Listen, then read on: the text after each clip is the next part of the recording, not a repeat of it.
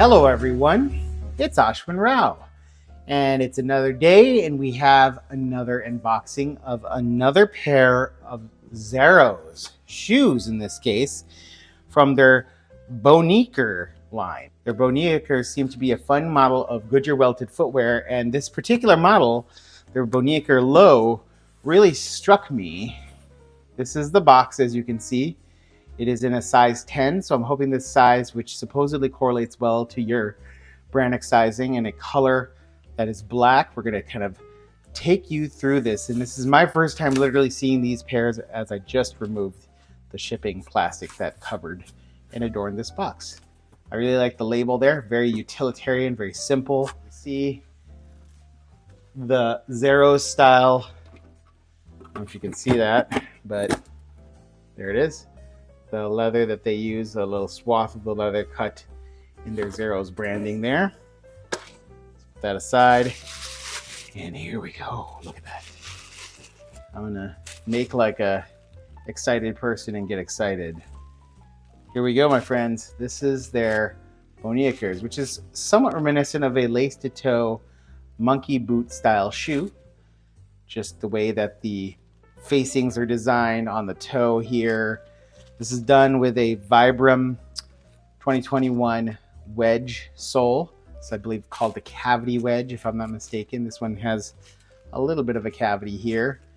And Zerrows, I've grown incredibly enthusiastic about because they make some of the most comfortable engineer boots that I've ever worn, that also are extremely stylish and just hit so many check marks on what I think an ideal piece of footwear should be. And so this is actually a pair that I ordered about 8 months ago.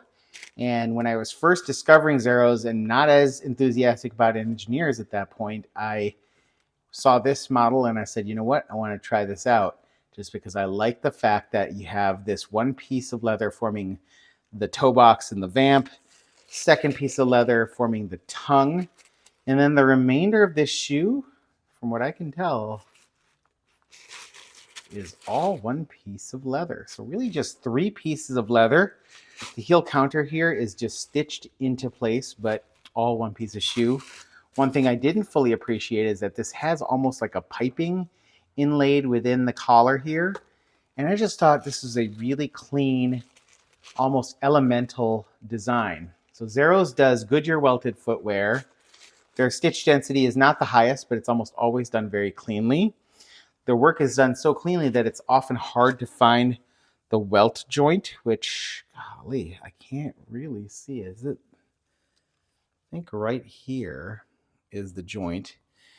But as you can see, it's very difficult to find even a welt joint. This is Goodyear welted with a welt out here and the leather tucked in and under. This single midsole that you can see here underneath the welt, followed by a lasting board and this Vibram sole. What we see here is a nice rounded toe. This is really pretty round, not much to that shape other than that slightly elongated look.